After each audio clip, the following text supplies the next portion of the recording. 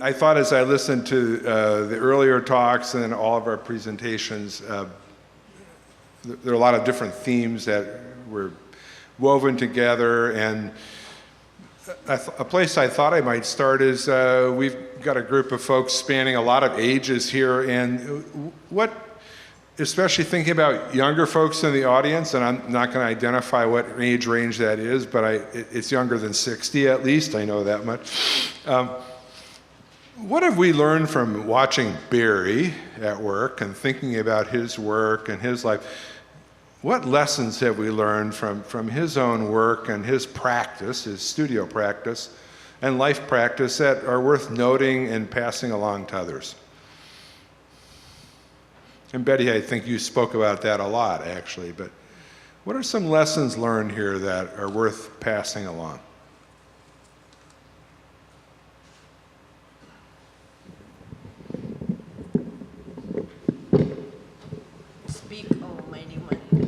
Passing it to me. I am. Oh, okay. Okay, one thing that I admire about Barry is consistency, especially I think when you're younger and you have a family, you have a job with serious deadlines and serious things that you have to show up for, and that he still managed to make art. And I know sometimes it might have been 15 minutes, but there's that consistency of going in and doing it. And that I see in the exhibition, not a lot of little works, but there's 17, how many? 19 works that are just amazing. And so that to me is like, it wasn't about a lot of production, but what he did consistently going into the studio and making it's an overwhelming body of work. I just add to that for young people, if we're addressing students here, that there's a lot of times when you're not going to be able to produce work and you will feel discouraged because you don't have a product yet.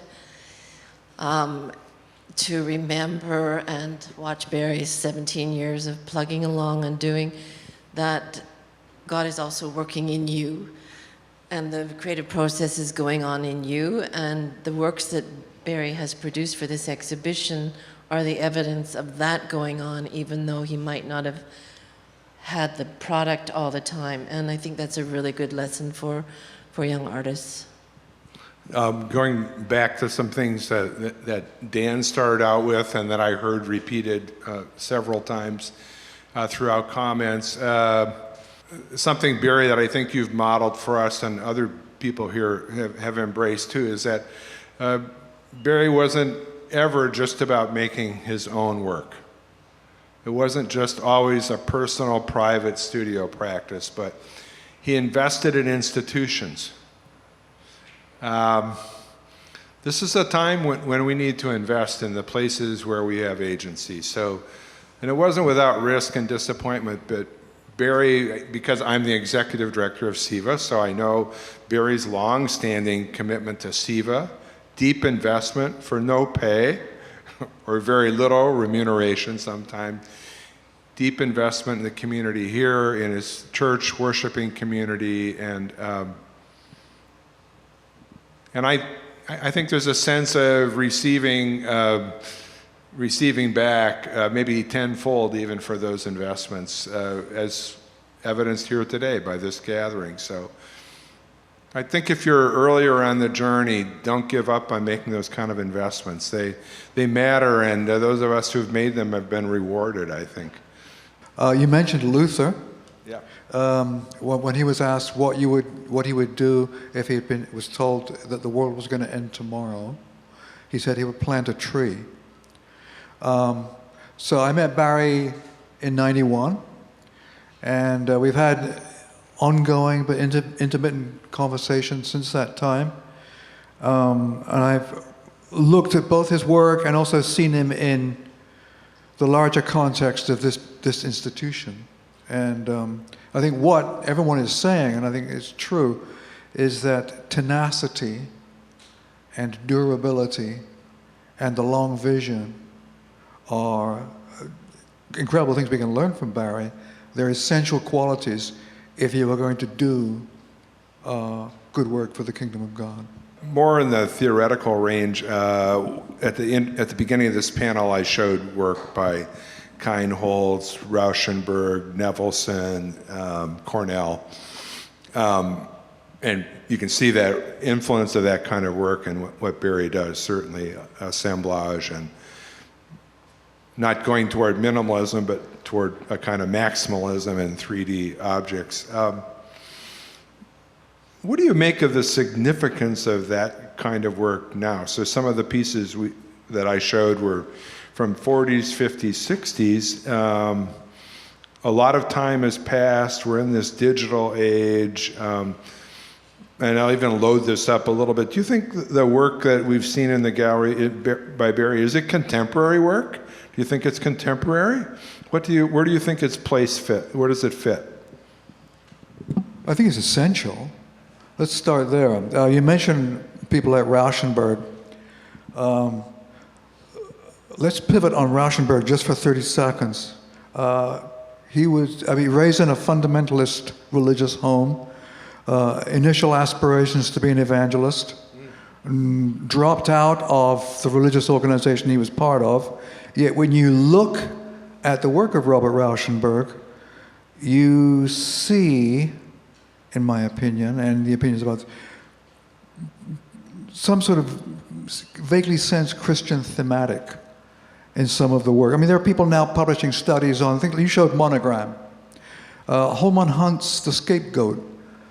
People have drawn parallels between those two pieces of work, and the idea being that maybe Rauschenberg was exposed to at least reproductions of a lot of safe religious art during his time in the church. I think going back to the word essential, we've talked about the somewhat seamless simulacra of the digital age, and work that reminds us of the human touch, of things that look clunky, that are glued together, that have worn surfaces, that they sort of say there is another way of being and a way of doing. So I think that the work is contemporary as a voice against a realm of sound bites and digital edits and seamless surfaces and the digital sublime. So I see it as both essential and contemporary as a response to a reaction against an alternative to a somewhat overly digitized age. So kind of a counter proposal to the... Somewhat of a counter proposal, sort of keeping the flame alight, as it were, for the genuine limitations of the human touch in an overly digitally managed age. So I think it's important in that way, and I think the conversation has moved from postmodernism on into liquid modernity or metamodernism or whatever. People are hungry for that kind of input. So essential and contemporary. Yeah. So Betty and Marianne, you both are makers of things and objects and 3D things. And where do you place this whole genre of work, in our moment, both as working artists? Okay. Well, I think there's, I look at Juxtaposed magazine, I go to Venice Biennale, and I see a lot of artists, young artists, that are using found objects and repurposing materials. They might be coming from a different place, perhaps, than 50 years ago, but I don't think it's going away. Sarah says, there's like huge artists out there working with junk. I'm going to be, I can't say that word here. I'm going to play the devil's advocate, I can say that, and say I don't think that the question is maybe the right question. That what is important is that it is rare. And Barry referred to his work as prayer, and I think that for me as an intercessor, he is a rare part of the contemporary fabric, and it doesn't have to stand up to whatever the trends are for the time. And having said that, though, I agree with Steve that the alternative possibility is essential. I've been thinking about bumblebees lately and the robo-bees, the robot bees that are being produced now to possibly pollinate the trees when we lose our other bees. So energy is going into developing robot bees, little drones that can pollinate the trees, but not so much energy into saving the bees. So that is a conundrum, I think, that applies here as well, that we love the slick and the new and the things that go bump in the night, but to work hard and to sacrifice and to suffer and to intercede, not so popular. I think some of the messaging has changed. I think the environment is a really big motivation for people repurposing materials today. Last question, because we've got 6 minutes left. In preparation for being on this panel or speaking, Luke and I think maybe Barry via Luke just sent out some themes and ideas for us to consider. And so words like innocence and longing and melancholy and mystery, paradox, all these wonderful words were offered up to us as words to consider. When you think about that listing of words, which of those terms or idea has settled in on your own spirit the most of those? I mean, I guess I can already say, because I just gave a little pep talk about melancholy. Is that right? Pep talk about melancholy? It doesn't sound quite right, but I spoke about melancholy, so I guess I was moved by that. But how about the three of you? Just travail and longing came across to me. Does that make sense? Yeah. Travail and longing, that sort of that melancholy and hope sort of thing. I got the notice to be on the panel 3 days ago, so I didn't have that particular list, but I've known them work for a long time. I came about 1.5 years ago to do a talk at Biola, and Barry invited me to come into the studio and look at it then. So I think I have to always go, because what makes me cry is the presence of God. And that is something intangible, even in terms of a descriptive idea. And I don't cry all the time. I do cry quite often, but I don't cry all the time, not moved to tears very often with somebody's work. And I don't think it's just because I know Barry, it's that the work is so profoundly tender and brutal at the same time, and I see Christ in that. So that's all I can say. I don't know what the title is, but it's a brand new piece that has the mound of dead sheep with the bandaged wrapped trees, lamentations. That one really, as an image, is disturbing, but I can't help but keep staring at it.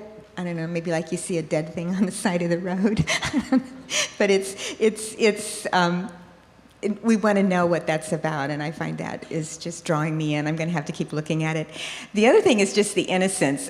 Because of my age and looking at how fast time has gone, and I now have a grandchild, that whole idea of innocence is very appealing to me. And I have just done a series on it myself, and I just, I'm very interested in seeing more of that. Our time is almost up. I have a thought. We're going to go over in a bit and see the show if you haven't seen it before. But even if you had, just because of a lot of the things that have been said by speakers and panelists here today, as an exercise in looking, I wonder what it would be like if you all have your iPhones with you, if you had your iPhone in one hand and even took a picture of something you liked in the show and spend some time looking at the difference between that image on your screen and the actual material thing in front of you. and the limits and possibilities of either. But my experience of looking at these kinds of work is that the possibility of looking feels almost limitless and infinite, because, you know, Barry, probably if we took 3D design together or had the same teachers back in the day, the emphasis was about having the object be interesting from every angle and perspective, right? A simple kind of design element. But think about that limited flat screen with its border and its ability to reproduce the image, and then compared to the actual thing in front of you, and just kind of see where that leads. Biola University prepares Christians to think biblically about everything, from science to business to education and the arts. Learn more at biola.edu.